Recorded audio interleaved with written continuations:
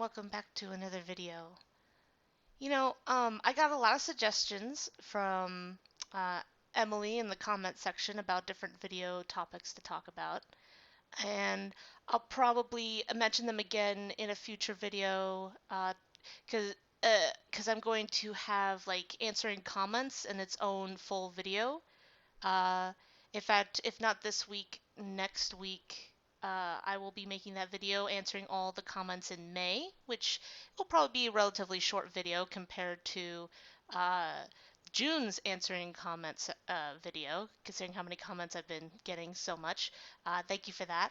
But yeah, I was suggested by Emily about a topic about the red eyes in the Fnaf trailer. It was funny because I saw it as a suggestion, and I'm sitting here like, is that a thing? And then I remembered, oh yeah, like I remember at least maybe one of the video, like a video of my recommendations, was kind of like talking about it, at least in the thumbnail. And I was like, oh yeah, maybe that is a thing. So I decided to look it up, and I was looking up a couple of things. It seems pretty split, at least by the time I started looking into it. I think it was kind of negative at first, but then I started looking into it, and then people started talking about it. And it's kind of silly. Like I think the whole I don't think it's like I don't think it's as controversial as TikTok. TikTok makes a lot of things seem real when they're not. But like, it's I don't think. Okay, how's the best way to put this? As someone that's a FNAF fan and a Sonic fan, like, um, how do I put this? It's because they're TikTok, whatever, was suggesting that they should do the same thing they did to Sonic for the Sonic movies, and I was I was like, come on. As a Sonic fan, I agree their decision to change Sonic was necessary. But also, as a FNAF and Sonic fan, I feel like that changing the eyes is unnecessary. Um, Only because a lot of the fans got a high horse thinking that it was only the fans that convinced them to change it. Uh, I mean, fans helped. Don't get me wrong. Fans definitely helped in that situation with the Sonic movie, but in reality, it was definitely the average audience too. Like the average audience agreed with the fans that this might be necessary. Because even people who have never seen Sonic before goes, well, if he basically looked at that and goes, there's no way he looks like that, right? And every Sonic fan said, no, not even close. It's like, oh, okay, so it's just horrifying, and everyone's like, yes. So you couldn't convince a non-Sonic fan to watch that movie. That's how bad that was. But in this case, with the Five Nights at Freddy's movie, a person who's never played the FNAF games probably has no idea about the whole like the little white pupils in the black sphere of the eyes. So they don't really get it, and they don't, and I personally think most of them don't really care. Um, they probably agree that it's like, oh yeah, like maybe the original is a little creepier, but it's not like a necessary feature. Everything else is still very recognizable, even if you're not a FNAF fan. Um, so I think, and of course, it's too expensive to take the risk to change all of it, because Sonic, they weren't going to get any enough movie to pay off, like to get paid off for what they made. So it was a necessary. But this is no, it's not. I don't think it's necessary. Now, to be fair, I am a little concerned that uh, the reason for the red eyes being a thing. I hope it's not just for rating reasons. If it's just solely for rating reasons, I will be a little disappointed in that fact. It's like, oh, so we couldn't have the. There could have been actual aesthetic reasons to use the original eyes. We just couldn't because of rating reasons. That actually kind of sucks. But there could be a visual narrative behind it because I do like the little like I ideal theories of it possibly symbolizing that there might be something else going on. It really does help the fact that, especially with the buzz saws in the masks, they are definitely not the original Five Nights at Freddy's suits. Because the original ones, they were just suits that kind of quote unquote malfunction slash being possessed by ghosts, right? So there were like the things that would kill you being shoved into the suits was just basic wiring, that you're getting impaled by. But having like actual little buzz saw things or like little spinny things in the mask, I'm like, no, these things were tampered with. And that could be why the red eyes are a thing. There is a slight theory going around that, especially if William is still alive in this movie, which since it's a different medium, I am going with the idea that this is probably the same method as the books, where it's probably most likely not canon, which it makes sense. Well, at least not canon to the main game storyline, because if they were gonna do like an actual 100% adaptation of the games, they couldn't just do the first game. It'd be literally impossible to do just the first game to write a story. Even if the movie was like barely an hour long, it still wouldn't be enough story to do a full adaptation. They would have to at least do up to maybe game 3 to at least have enough to have a direct adaptation from the games. And even then, that'd be tricky. So I think this is one of those. They're purposely doing their own timeline to put in different story elements that they could put in the franchise, so they don't have to panic or worry about incontinuities within the game timeline. So, with the idea of William Afton being alive and possibly have tampered, like this is you could argue this is kind of like maybe the timeline where, like in the third game, they suggested in the third game before William gets trapped in the suits, he pulled the animatronics apart, most likely to get rid of evidence. But if Afton's still alive, this could be a timeline where he did not get trapped into the suit in that spot. He might have had enough time and maybe actually got away from the ghosts and then came back and messed with the suits afterwards. And it could be that that's the kind of timeline we're dealing with, or something similar to that effect. Like he had the opportunity to not only get rid of evidence of whatever was still in the suits, but also to tamper with them and actually make them killing machines. Um, Possibly to like kind of experiment with the idea of a future sister location kind of mindset. This could be before he makes sister location, or maybe it's after he makes sister location after he messes with the suits, and now he just wants people to keep an eye on the original prototype designs.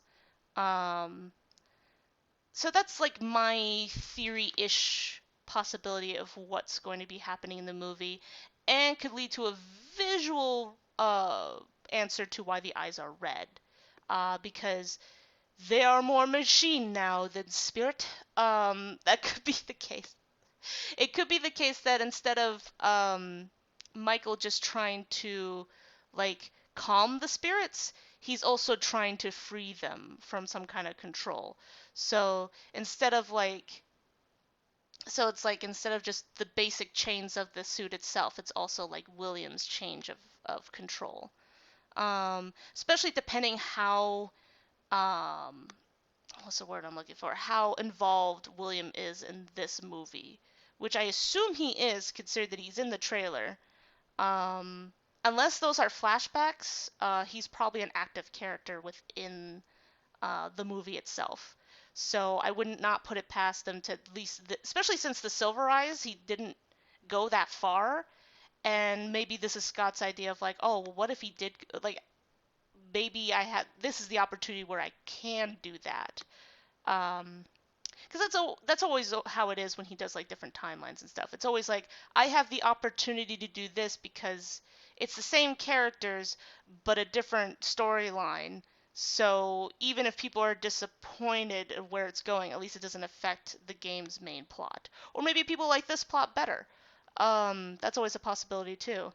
So, because there's some people who genuinely like the books more than the games, and vice versa. So, like, it could be another opportunity to just have like a different timeline with different ideas that there might be a niche group in the fan base that kind of wish it went this direction. So it'll be interesting. And even then, once again, it's all just a possibility, and it could be an explanation to why they did the whole red eyes aesthetic. Especially, I do like the idea of like the purple lighting as another factor. Is the purple lighting in the poster is a very big factor of like a visual cue of what's actually going on. Man, I think I forgot to breathe. I think I forgot to breathe that for a minute there. I paused recording. I was like, okay, so that's just my thought process of like I it it necessarily doesn't have to be that theory.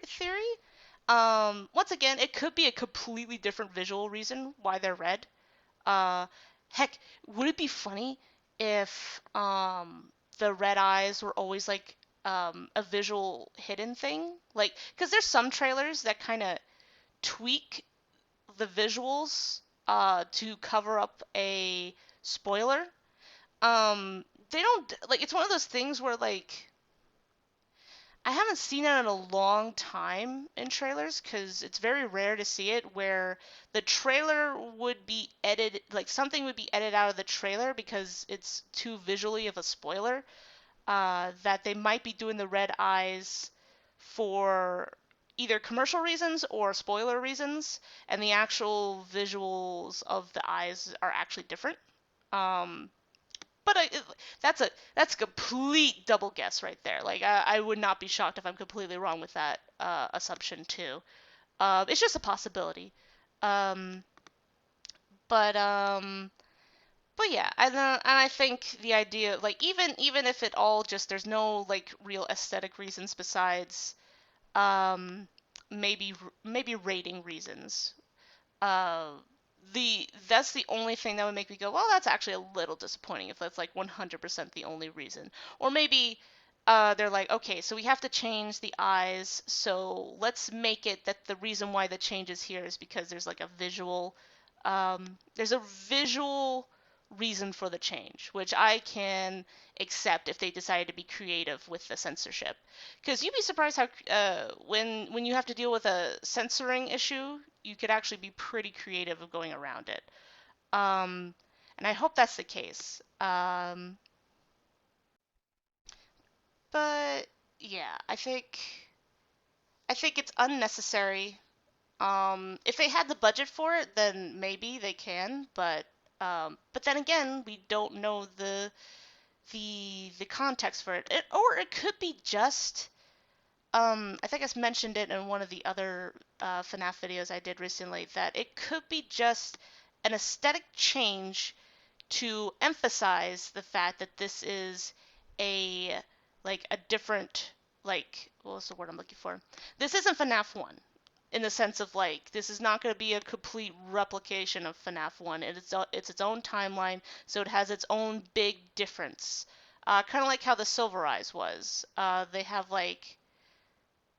Um, they have this visual aesthetic uh, to separate it from all the other timelines to make you go like, well that breaks continuity. It's like because it's supposed to, because it's not part of the continuity of the games. Like it's a big red flag of like this is not connected.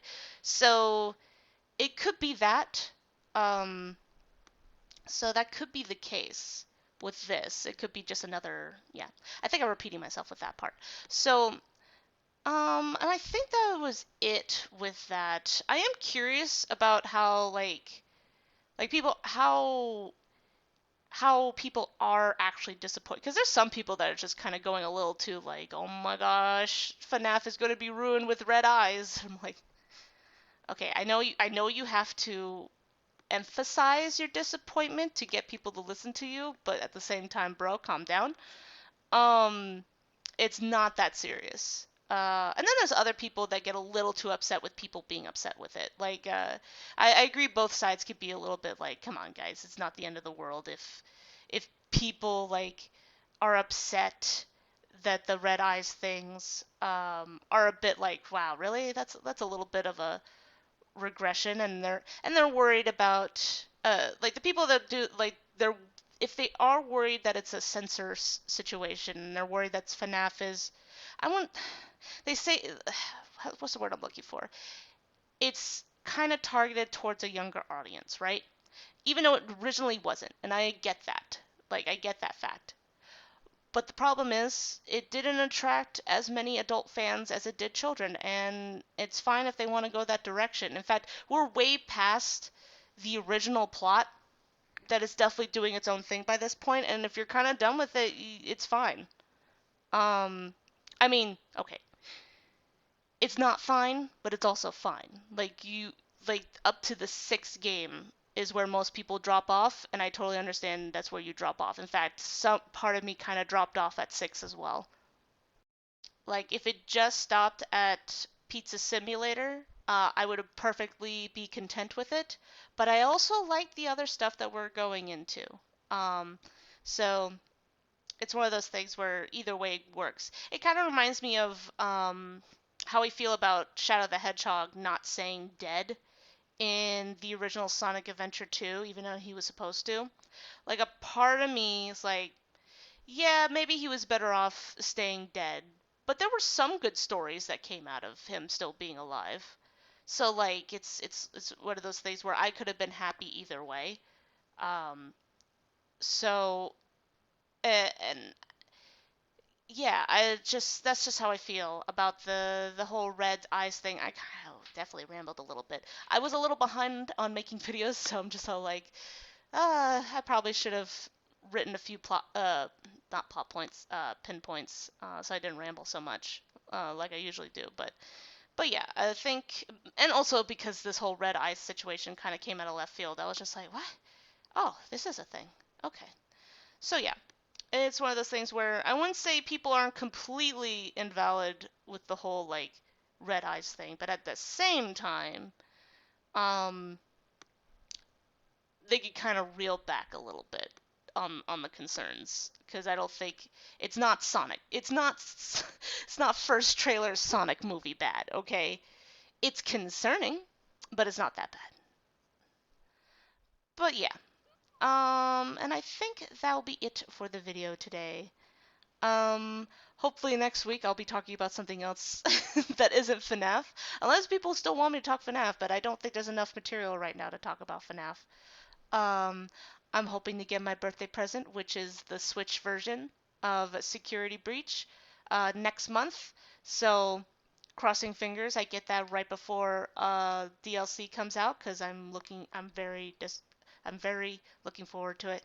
So, um, and I most likely will be talking about something else next week. Like I said, unless something else dropped them, like I'm like, drop more FNAF, please. I do want to talk more about the books, which I really should get back on that. I'm gonna reread the second book so it's fresh in my mind, and then I'll probably do another video of that. So keep an eye out for that if you like my FNAF rants. I'll be talking about the books again real soon since I've been getting back to my reading again. Okay, well, I gotta go. I gotta go eat food because I did this video a little bit later than I normally do. So I will talk to you next time. Good morning and good night.